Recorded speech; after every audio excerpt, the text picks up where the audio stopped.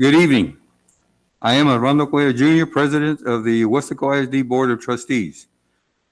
This board workshop is being conducted pursuant to Governor Greg Abbott's suspension of certain open meeting law requirements to the extent necessary to allow for telephonic and video conference meetings in response to COVID-19. Notice of this meeting has been posted online for at least 72 hours. The board is meeting by the use of Google Meets and telephone transmission, which allows two-way communication for members of the public during public comments. A recording of this meeting is being made and will be available to the public at a later date. The time now is 5:37, and I call this workshop to order.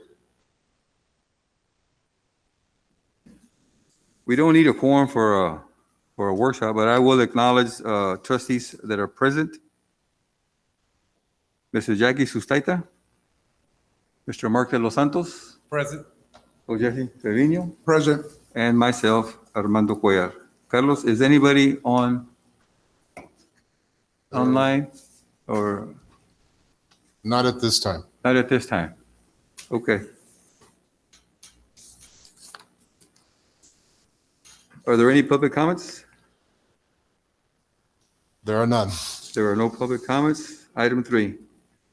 Presentations by forensic audit firms that responded to the request for qualifications to provide forensic audit services of the district's finances and operations RFQ number 21-01-20.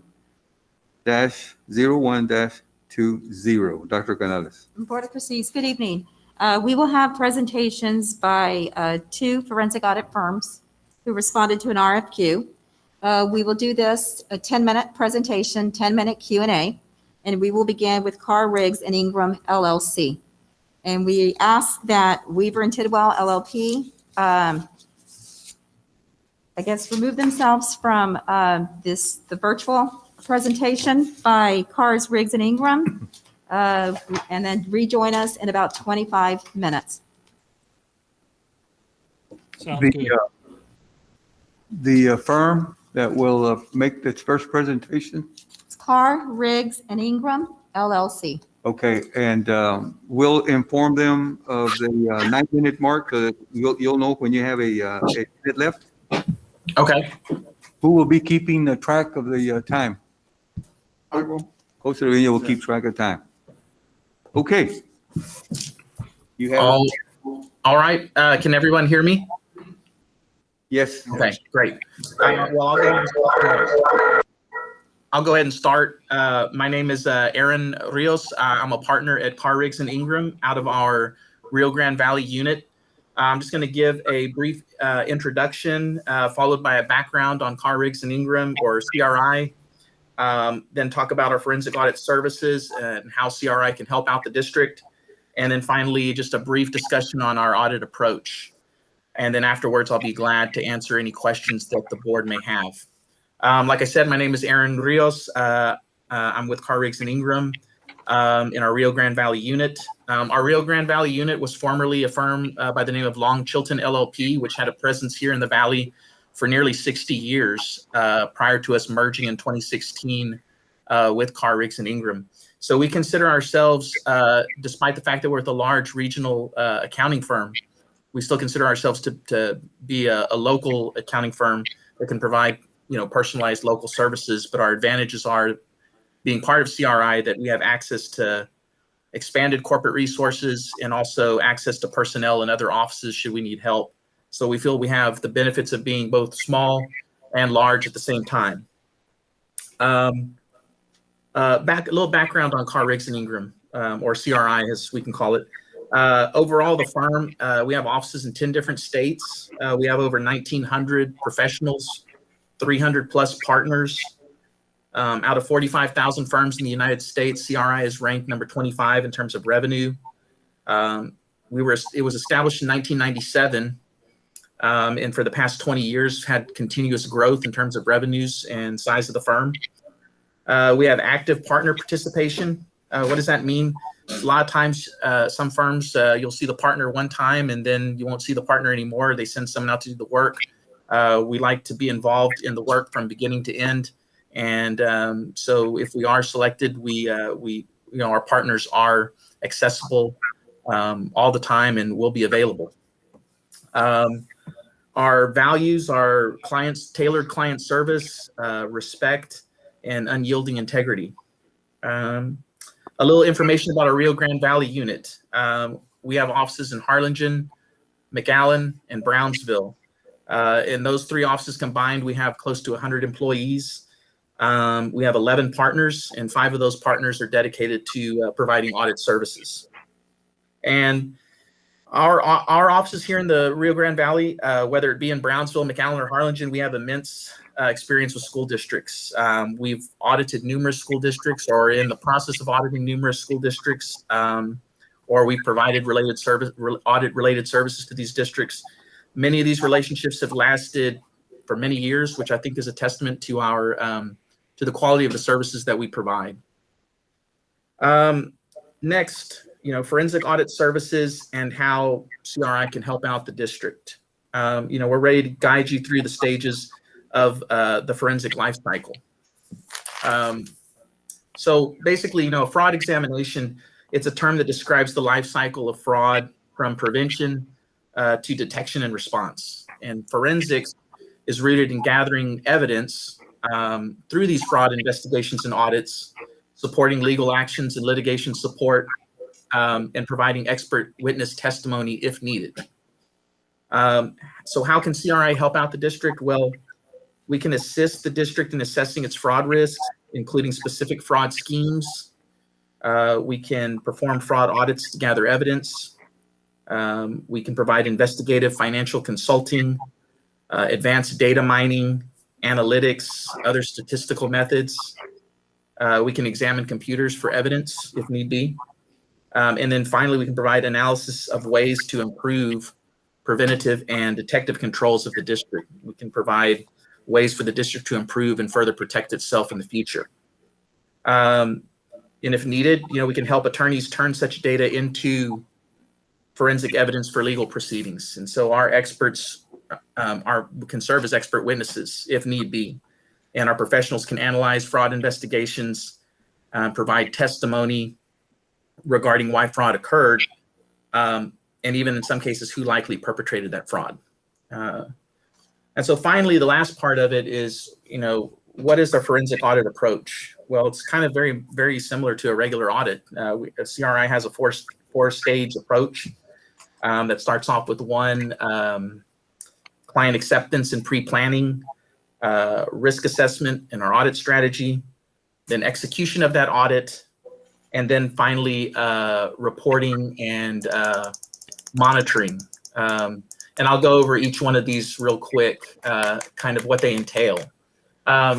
Stage 1, client acceptance and pre-planning, that's basically where we're going to collaborate with management to agree to the expectations and scope of the audit.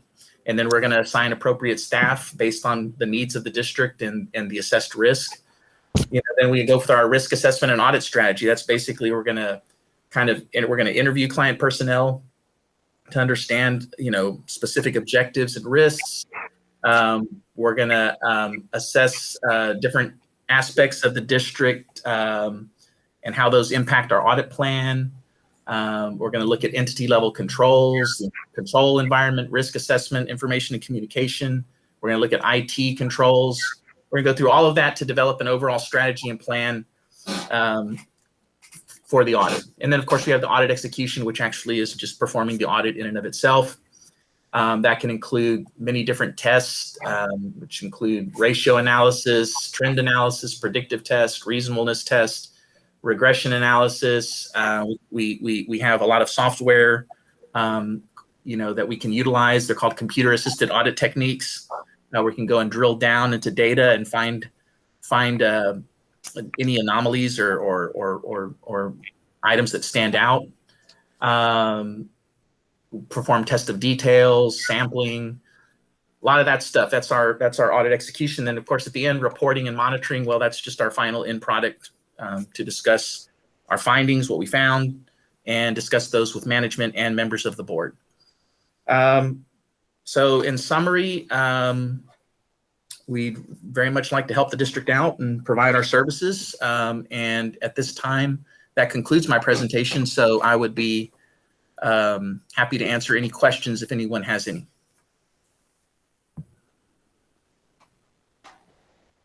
Any questions? I would like to take this opportunity to go ahead and announce that, Mr. Rios, my name is Jesse Trevino. Yes. And I own One Stop Janitorial Services, and we've done services for you in the past few months. So I'm going to have to abstain from voting on this, either way. Okay. So I just wanted to make that announcement. I just saw the companies today, and when I saw the name of your company, I informed them here, and I have to abstain. Okay. Anyone else? Mr. Los Santos? How many, I know you said you did audits here in the Valley with certain Valley schools. How many of them have been actually forensic? That we have not, in our office here in the Rio Grande Valley, I mean, to give you the honest answer, no, we have not performed a forensic audit. But we do believe that we have our audit experience. We know how to perform forensic audits, and our audit experience qualifies us to do that. And we also have an excellent forensic team out of our Florida offices that we have access to that can help out if need be. Thank you.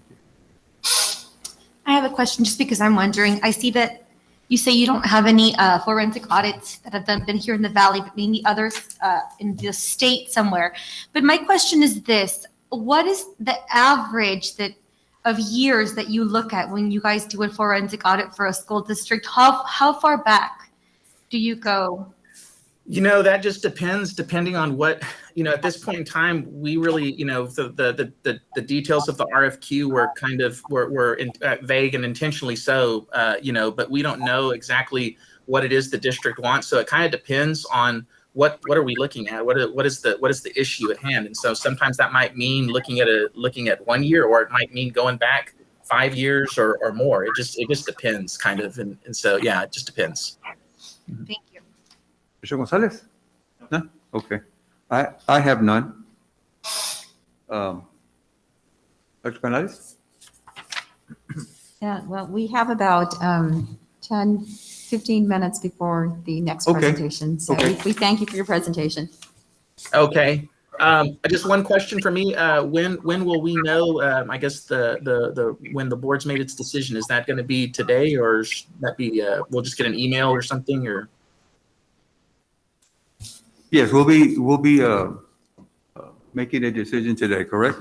Yes. Yes, that's on the agenda. Okay. Okay. Well, thank you very much for your time. Thank you. Yes, sir. Mr. Thank Rivera. you, Mr. Rios. All right.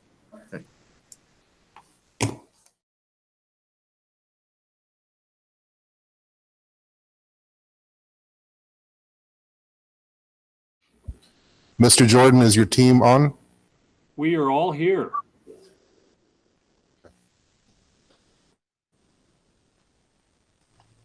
Are you ready for us to begin? Carlos, are you ready to go? We are ready. Okay. Dr. Canales? Ready. So it's a Okay. 10-minute presentation, 10 minutes for Q&A, and we'll let them know at 1 minute before the presentation's over. So at 9 minutes.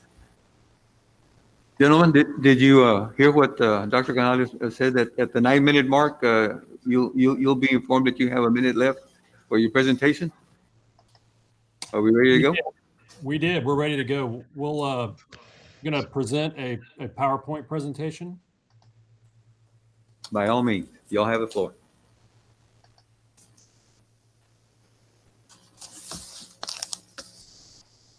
Give us 1 second to get the screen right. Okay. Is that, All right. is that good, Jared? That looks good to me. Can you guys see it there? Yes. Okay, thank you. Well, good evening, and thank you very much for allowing us the opportunity to present our qualifications to assist Weslaco with this important investigation. We plan to cover several areas during the 10 minutes today, including introductions for the folks that are on this call, a brief overview of Weaver and our experience serving school districts across the state, the team and the structure of the team that we plan to utilize on this investigation, as well as our unique phased approach to these types of projects. So just to jump right into the introductions, I'm Jared Jordan. I lead our forensics and litigation services practice. I've been doing this type of work for over 20 years now, with a variety of different clients, from publicly traded companies to privately held companies to municipalities to ISDs to state agencies, really all over Texas and all over the country as well. I also regularly serve as an expert witness. I've testified over 20 times now in state and federal court, as well as in arbitrations and in depositions.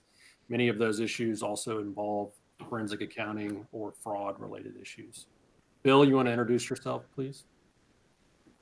I think you're on mute still, Bill. Can you hear me now? Yes. Okay, good. Yeah, I'm Bill Brown.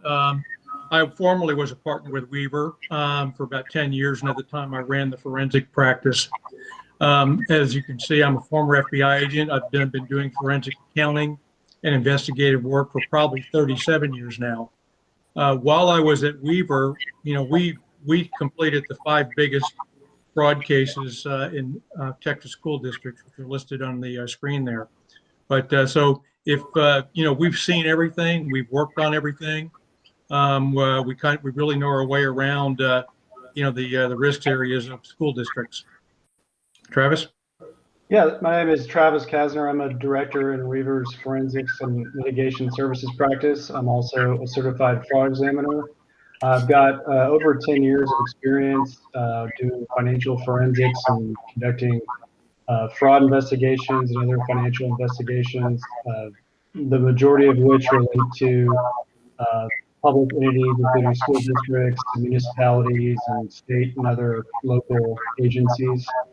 The types of investigations that I've been involved in range from reviewing vendor payments and fictitious vendors to construction fraud and schemes related to bribery and kickbacks, as well as misuse of funds, theft, credit card transactions, as well as misappropriation of both federal funds and grants.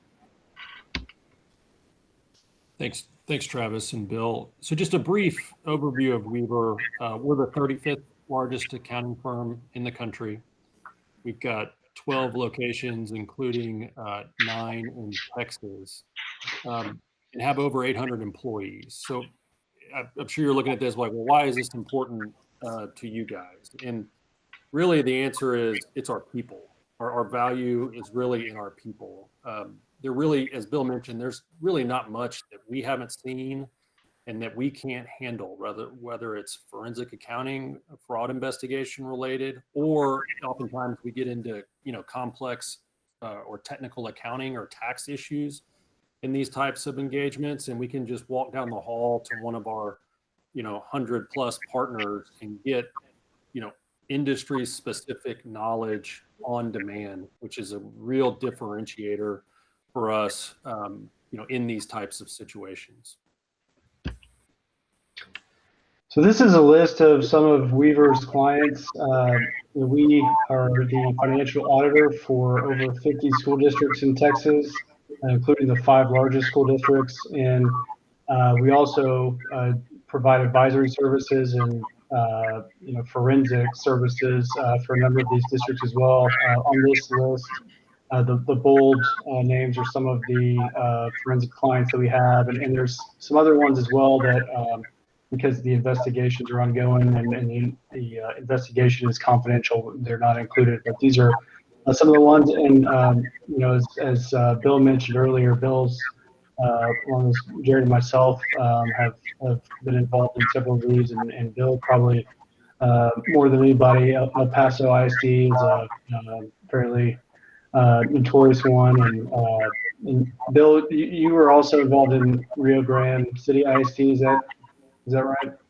Yeah, that's correct. I ran that job, and it was more along the lines of vendor fraud. And misusing several of the federal grants that they had received. Okay, and some of these other Beaumont ISD related to construction issues, and El Paso was academic fraud. So this kind of gives a range of the different clients and different types of matters that we've come across in our experience.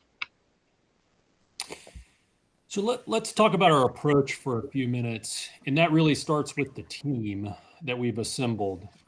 You've heard introductions, myself and Travis and Bill, but wanted to note a couple of other key folks that would be part of the team that we would bring to bear in this situation. I wanted to highlight in particular Adam Jones.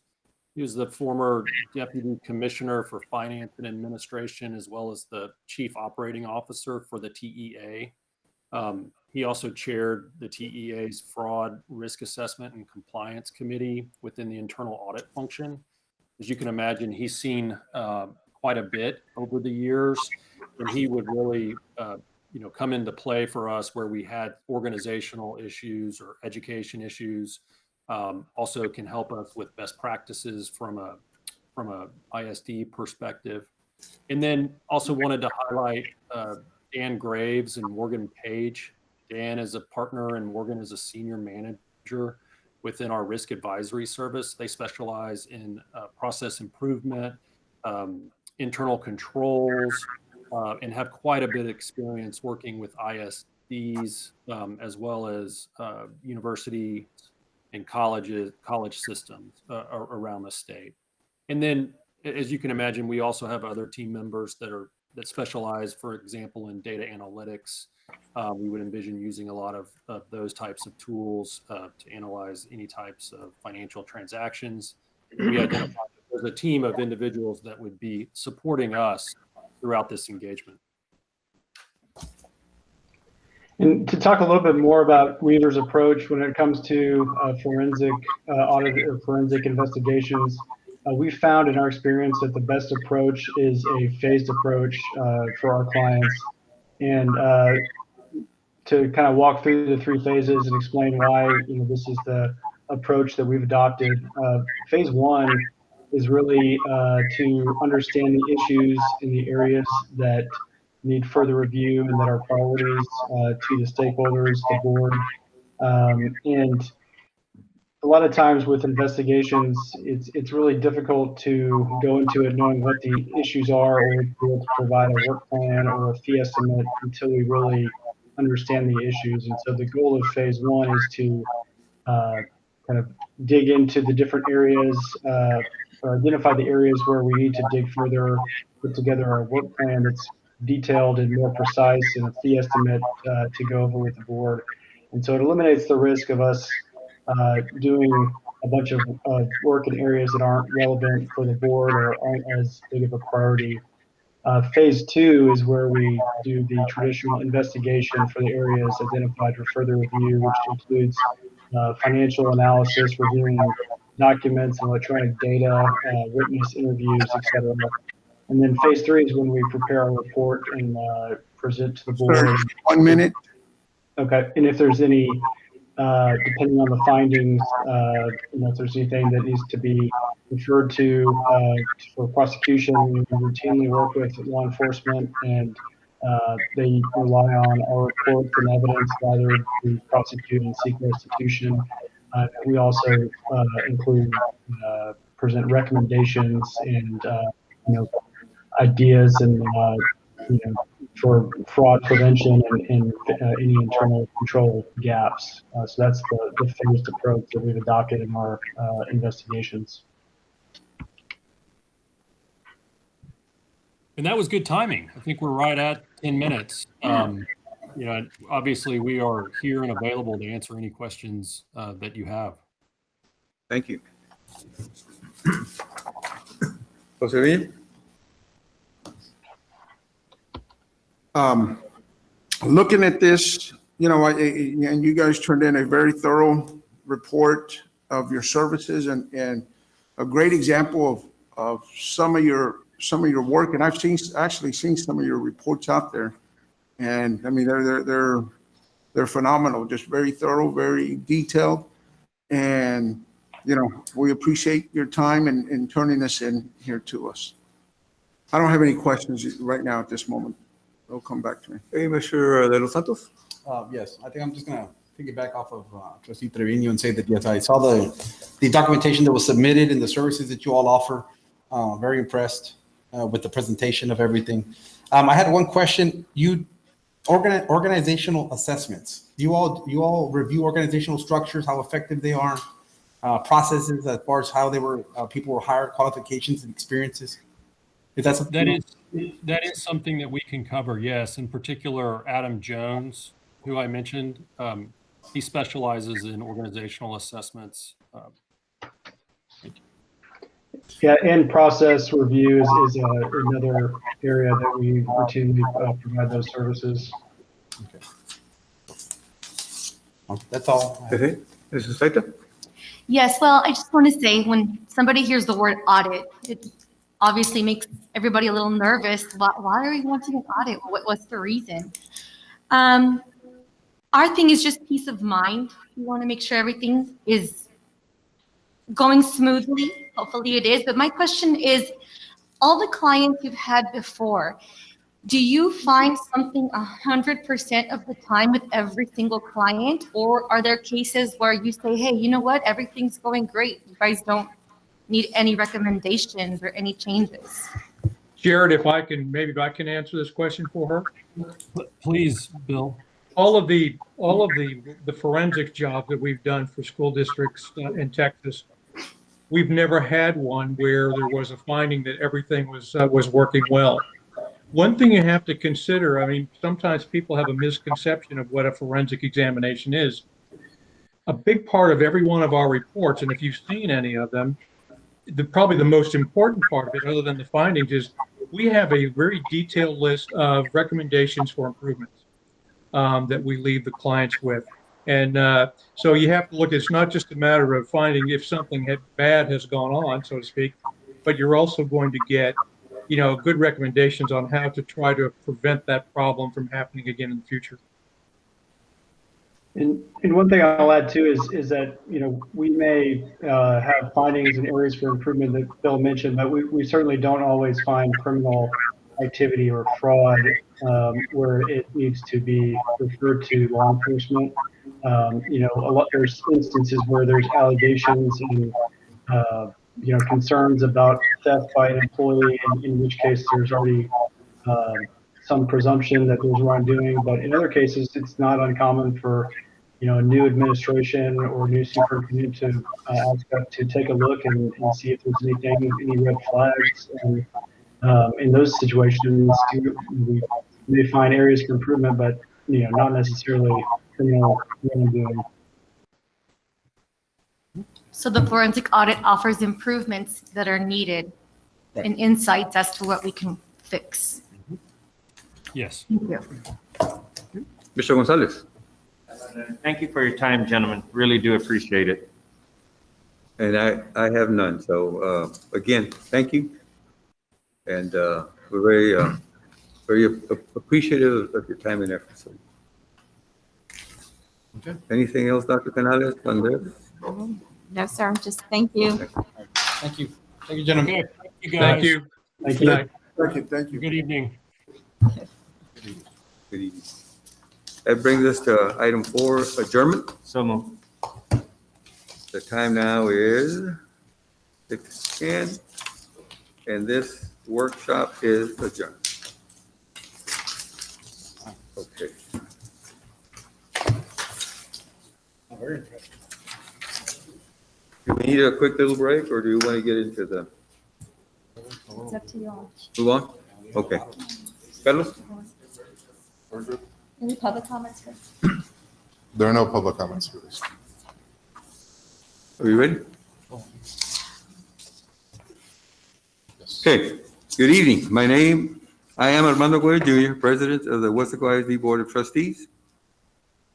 This special board meeting is being conducted pursuant to Governor Greg Abbott's suspension of certain open meeting law requirements to the extent necessary to allow for telephonic and video conference meetings in response to COVID-19.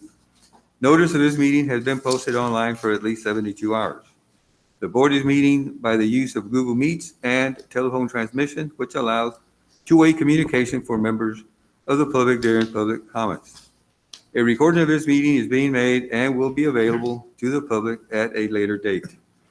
The time now is 6:11.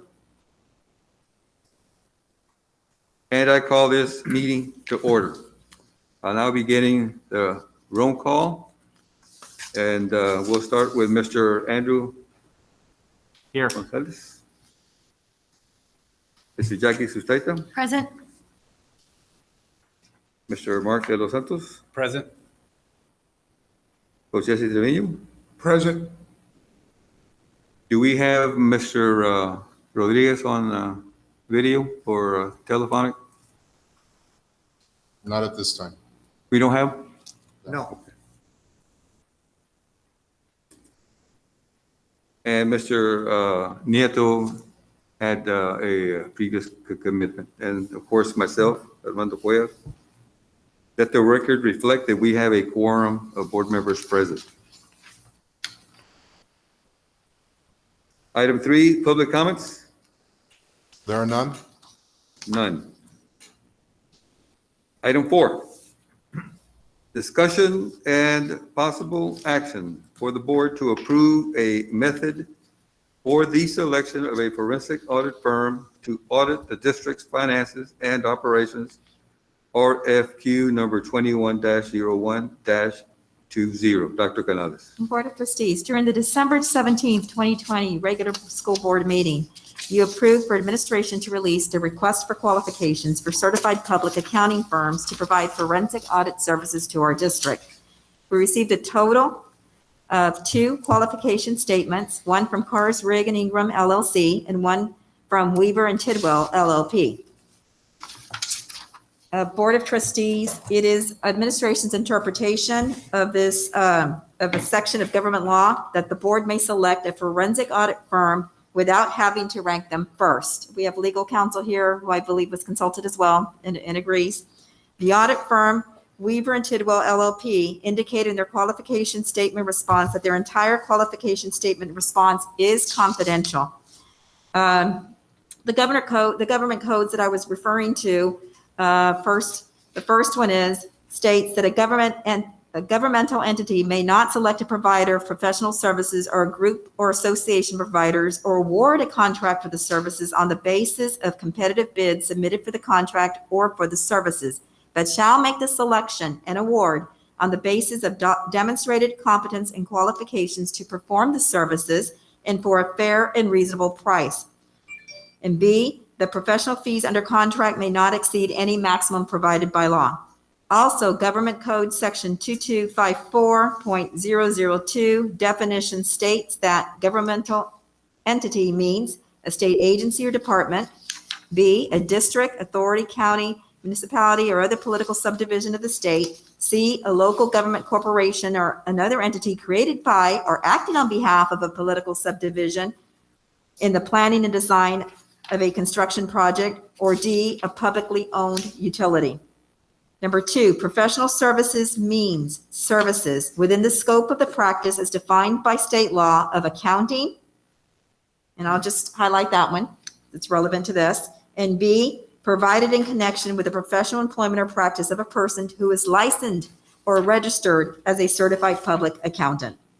So Board of Trustees, we're recommending that you approve a method for the selection of a forensic audit firm to audit the district's finances and operations as part of RFQ number 21-01-20, based on the Government Code Section 2254.003 as explained. The board can just make a selection without going through a formal ranking of the qualifications statements submitted. Okay, thank you, Dr. Canales. It's a lot, I know, sorry. Do we have a motion for a method for selection? I motion to just go by majority vote instead of ranking them. Okay, Coach I'll second. Trevino motions that we select by majority vote. I'll second that. Is that the correct wording, council? Okay. And Mr. De Los Santos seconds the motion for us to approve the selection of a firm by majority vote. Is there any discussion? Okay, I'll entertain your vote and signify by saying aye if you approve or no if you don't. Mr. Gonzalez? Aye. Aye. Mr. Los Santos? Aye. Mrs. Susaita? Aye. And Otis Savini? Aye. Motion carries. Item 5. Discussion and possible action for the board to, I guess we're going to go with B, select a forensic audit firm in response to the qualifications for providing the forensic audit services to the district's finances and operations. Do we have a motion for a firm? I make the motion for Weaver and Tidwell. I'll Second. And who's Mr. Gonzalez? Seconds for Weaver and Tidwell to provide the forensic audit services to the school district finance and operations, RFQ number 21-01-20. Do we have any discussion?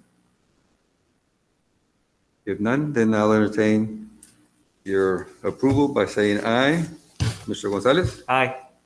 Mrs. Staita? Aye. Mr. Los Santos? Aye. Were you going to abstain on this one? Yes, sir, I have to abstain, as I stated Abstain? earlier. Yes. And the chair also votes aye, so motion carries.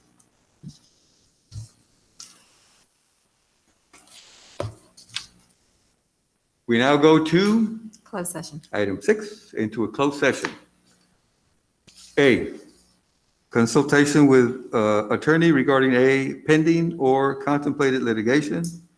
B, a settlement offer. Or C, a matter in which the duty of the attorney to the Weslaco ISD under the Texas disciplinary rules of professional conduct of the State Bar of Texas clearly conflicts with Chapter 551 of the Texas Government Code 551.071. We will now go into closed session. The time is 6:19. We are now reconvened in open meeting. The time now is 6:56. And let the record reflect that Mr. Andrew Gonzalez left at 6:54. Okay. A, possible action on items discussed in closed meeting. Dr. Canales? There are no action items, President Guerrero. No action item. That takes us to item 8, adjournment. Motion for adjournment. Okay, we are adjourned. The time now is 6:57.